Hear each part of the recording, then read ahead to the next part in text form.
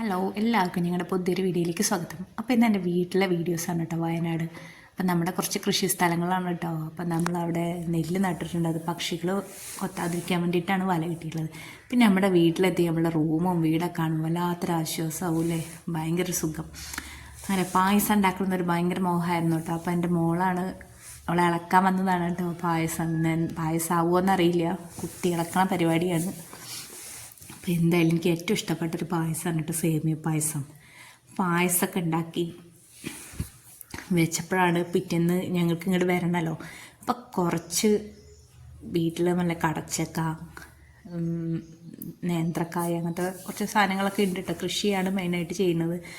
അപ്പോൾ അതൊക്കെ ഏകദേശം വീട്ടിൽ പോയപ്പോൾ മൊത്തം സാധനങ്ങളും പെറുക്കി കൊണ്ടുവന്നു കേട്ടോ. ഇനി അവിടെ ഒന്നുമില്ല കൊണ്ടുവരാൻ.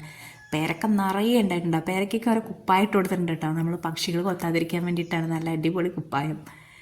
അപ്പോൾ അതൊക്കെ ഇട്ട് കൊടുത്തപ്പോഴാണ് മുറ്റത്ത് നല്ലൊരു ഭംഗിയിലെ